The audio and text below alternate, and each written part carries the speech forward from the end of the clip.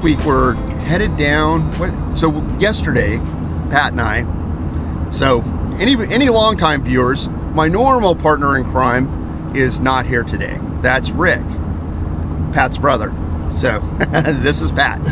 So I volunteered to assist him on an actual production that he's videoing of, what are these, tree farms?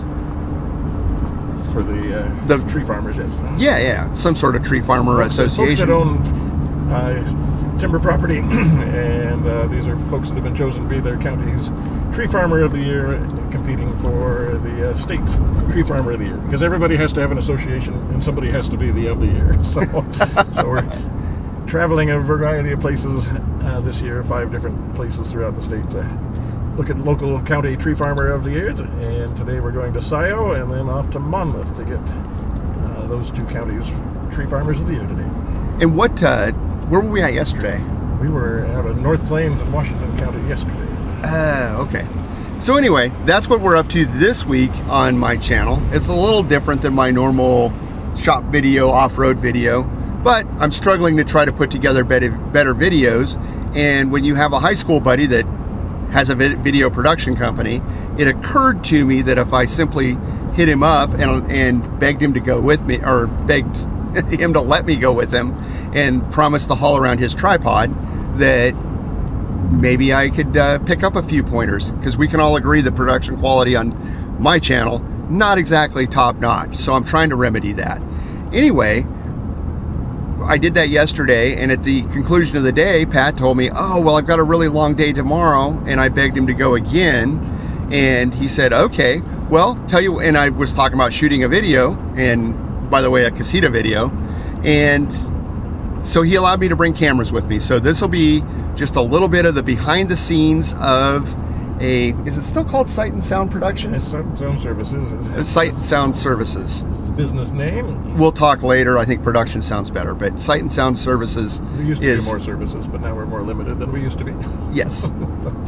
And because you and I have known each other literally in high school, we're both in our 50s, so you do the math, but you've had this company for... Since 1991. Oh, I thought it was more like 89. No, 91 is when it started, because Tom was in school at OSU, and it turned out that he needed to do an internship, and us starting a business would count as his internship for his broadcast media communications bachelor's degree. So, of course, now he's an engineer in Birmingham, Alabama, working on robotic stuff. So, fair enough. So I stuck with the business, and yes, he's off doing other things. Yeah, because I thought it was earlier than that, than you guys bought your first big camera. No, it's right about there. Oh, okay.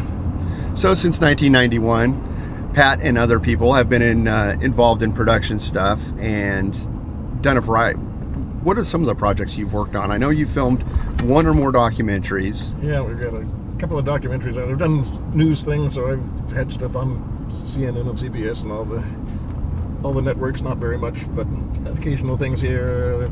That was more earlier, was the stringer type stuff. Yeah, some local things. We really, between the two of us, the start where we were actually bringing in a little bit of money was just doing these local commercials in the Hood River and the Dalles area that would insert into the cable networks so that locals could have their commercials. And then I just sort of, what I've morphed it into now that I call it is a small to no crew educational and documentary productions is generally what I do. So today would normally, if John wasn't here, would be just me traveling to different places, interviewing these folks that aren't used to having a camera pointed at them about their property, and being able to then tell a 3, 4, 5 minute story about the land that they're taking care of. So in that particular thing, and that's a project I've been doing for 20-something years. So it's kind of one of my favorites.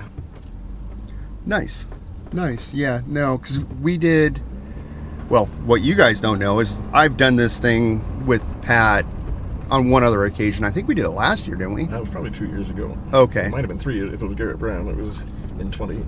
Yeah, I seem to remember the machine thing. Yeah. That had to have been in 20 last year. There were only 2. Yeah. And I had to remember for sure then. Yeah. I think we make it right. Yep. And so what's our first stop today? Our first stop today is in Scioto, and I think I've been to this place before. I've only even though I've been doing this for 20-something years, only the last 2 years I'm starting to see, or 3 years, I'm starting to see properties that I've been to before. And I'm pretty sure I've been to this property before, so that'll be fun to see if it is indeed a repeat customer. And we'll see how that shakes out. Nice. And nice. So then we'll try to get together with these folks, shoot an interview, go out and get the B-roll of the property, including drone and ground stuff, get enough stuff to cover the story that they're telling, and be out of there in time to be to another one in Monmouth by 3 o'clock, which I've left a bigger gap there than I usually leave, so hopefully that'll work out. Well, and hopefully these guys are pros at this point, yeah, if they've done it before. Know what to expect. Yes. And it's amazing when you interview people who aren't used to being interviewed, the differences. So there was one time many years ago when Malala High School used to do the editing of this, and I took the teacher along with me, and we shot 3 farms in one day, which I will never do again. And the first guy that we were shooting, like, he could have been a network news anchor. He just spoke in these great little sound bites, and you're feeling it edit together in your head as you're watching this guy talk. And the next guy that we had was normal average human being that is in front of a camera and gets through it, and we can coach along and everything goes fine. The last guy, and like the sun is setting, we've got to get through this interview and go, and this dude is 90 something years old, and his son there, and they've been on this property forever. And so one of the first stories is like, tell us a little history about the tree farm. And he starts off with, well, when we first moved here, it was a dairy farm, and we had this type of cow and that type of cow, and starts telling dairy stuff. And it's the school teacher is leading the interview who tells him, oh, hey, we need to kind of not worry about that stuff. Can we just talk about the tree farm stuff? Like, oh, okay. When we moved here in 1930, like, oh no. And he could not string a sentence together to save his life, and his son was not actually much better. And so I was really glad I didn't have to edit that one, because it's one of these things where it rambles on for 2 minutes, but you can't take the beginning and end and put them together to mean anything, because there's some piece in the middle. So I never did see the finished one of that, but it had to be quite painful. So the teacher. So yesterday's episode was good. Yes. Mike, the first guy we interviewed, he said some good stuff, and well, he frankly is a pretty good-looking dude, so he showed up good on camera. Right. Or the image you sent me last night looked really good, and I agree with the lighting, but we kind of had what we had. Right, exactly. That's the fun of being out here and in the wilds, is you don't get a lot of options. Yeah. So we're filming outdoors, and you kind of, like he said, you get what you get, and I'm excited to do a little filming as Pat's kind of doing his thing today, of maybe some of the gear he uses and some of the techniques and stuff he's doing. Everything's transferable, in case you've somehow gone through your life and not realized that no matter how different somebody does something, or their stated goal is, you can take little things that they're doing and apply them to whatever you're doing, has been my experience. Right. And so my hope is to pick up a few pointers that Pat doesn't even know he needs to relate to me. Just accidentally, I'll be watching and be like, oh, so that's how you do whatever it is. So, and anytime you're with anybody, you're learning stuff. So I've had the opportunity to hire in some folks that knew more than I did on a project a while ago, and picked up a bunch of little tips and things, and then just what's in style for how images look changes from time to time too. So it used to be 3-point lighting, where you were bright on this side and kind of bright on that side and something behind you, and that's really kind of out of style at the moment. So it's much more backlit and bounce a little light into their face and stuff that can be done fairly simply and easily, even outside, with minimal tools and not much expense. And just adding that little bit of extra gear can take something from a okay image to something that looks really much more planned out. But it also requires a little luck, like we had yesterday, of a neat background to work with, and the light being fine. Today we're going to have clouds, so that sometimes helps and sometimes hurts. Well, it's definitely going to flatten it out. Yeah. Because we had just to go back, we had a bunch of direct sunlight yesterday, and then we were shooting in the shade of these kind of mature trees, so that was a little interesting.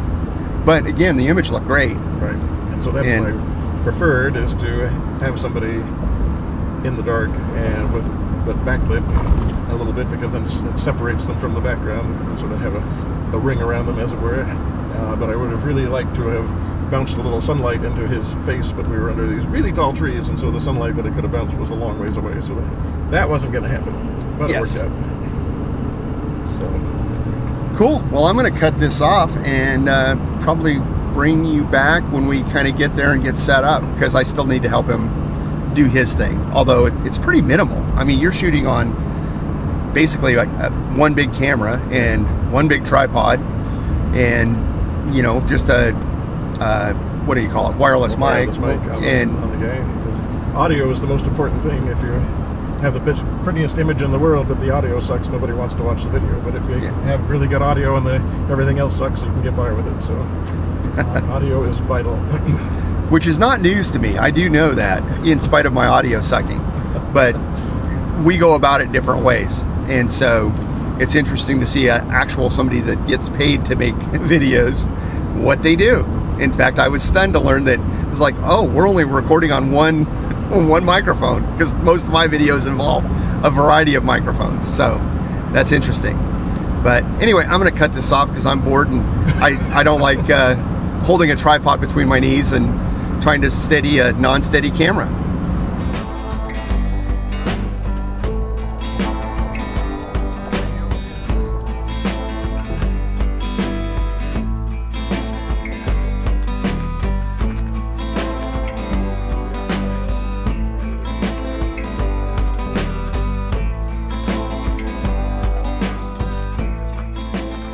All right, let's pop this open.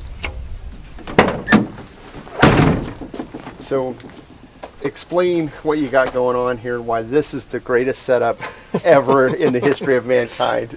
Well, probably not the greatest setup in the history of mankind, but pickup is what I had, and you know, most people that do the sort of thing, they're doing it out of a van or something a little more convenient if they have a specialty vehicle to it. But we already own the truck, and so that was handy. Recently added the decked drawers in, which have been really handy because a lot of stuff in filmmaking is long, and so the challenge I was having is having C-stands and extension cords and various tripods and whatever stacked in here with all the various cases that needed to be in here also. So got it, wasn't really sure it was going to be the right thing until the first time I went out on a shoot, and all of a sudden it was just much easier to keep things clean. So in the decked drawers, I keep the tripod in its case, and then today I have 2 C-stands in there. I only have 3, but I knew I wasn't going to need more than 2 ever for however I was going to set up on this. So I've got those, and I break those down so the legs are hiding up in there farther, which probably is not the greatest way to do that. This is still a work in progress. In the other drawer, I have a variety of little things. Got some sandbags in here, got a diffusion frame thing, and then I'll also put extension cords and other long stuff in there. It's still new to me, so I don't have a real set load out on that. And then your panels up, and then I got and chairs and stuff chairs, like that. Miscellaneous things. So in front of, because it's a long bed truck, the deck only goes up 6 feet, and so there's the rest of the bed is empty up there, and so that's a good place to store things on the long run. And then back here I have just a grip gear bag that has clamps and wires and cables and a variety of things there.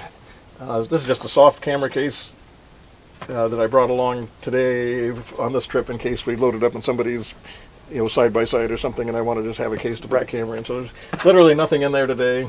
The flight case for the camera, which the case is old from 2 cameras ago, but I had it refoamed to match this camera and thought I might use it every now and then, but everything goes in it, so if I just grab that, I have everything. So that's pretty handy.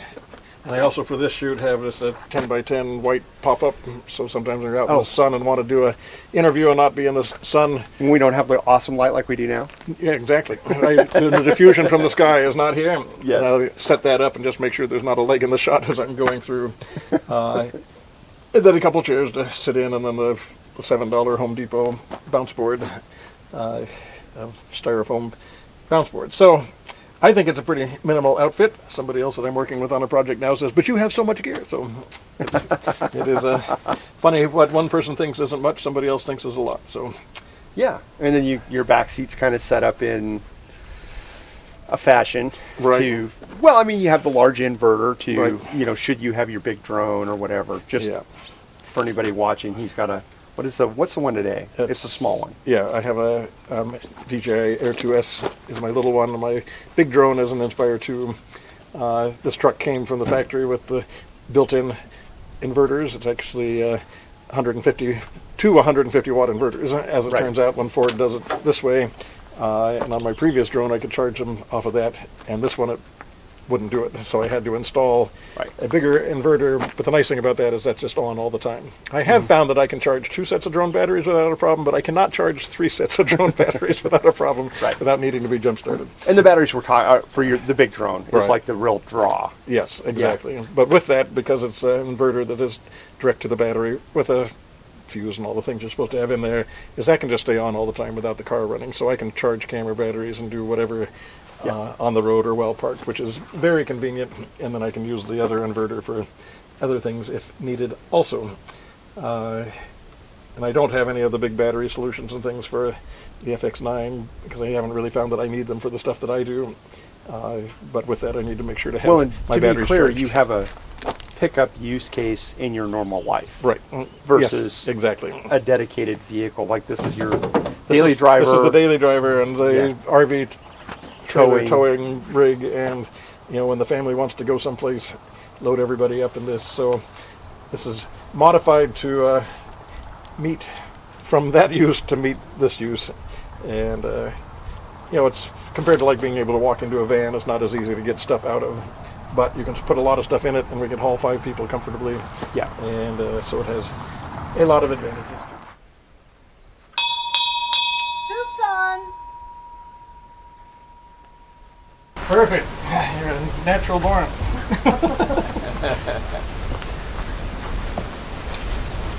So we're riding around, headed home. This has been a long day. What did we start this morning? 7? You were at the house at 7, and it is now 8. So we've Yes. only been doing this for an hour. Yeah. Yeah. Exactly. Plus 12. We Which had for me is a a fairly short day. I've done these for 16-hour days. I've had 20-hour days. So, yeah. But yeah, this is normal. So I got to see a one-man videographer. Actually, it was literally one man today because you didn't even have me to slap the tripod around. Oh, you did a bunch of it. Yeah. But no, this was totally enjoyable. Learned a lot of new things, and hopefully my video productions won't suffer too badly from all this advice. And you met a character that you'd love to spend hours with yes. learning. Oh my goodness. Yes. Well, if you're watching this by now, you will have seen Jock and Pam, who are actually kind of rock stars and super interesting and unique dude. It totally is an aside. But anyway, we're just finishing up the video, and again, this is fairly pointless because it was more for my benefit, trying to learn a few things. But tune in again next week for more, I guess, marginal content, or maybe less marginal But content. it could be mainly semi-marginal content. Right, partially marginal content. And you got to meet Pat, Rick's brother. There we go. And he is like Rick, so he says hysterically funny stuff when the camera's off. The camera's turned off. Yeah. We wait for that. Exactly. And the McCabery brothers are just pre-programmed to do that. So anyway, join me next week, and we'll see you then.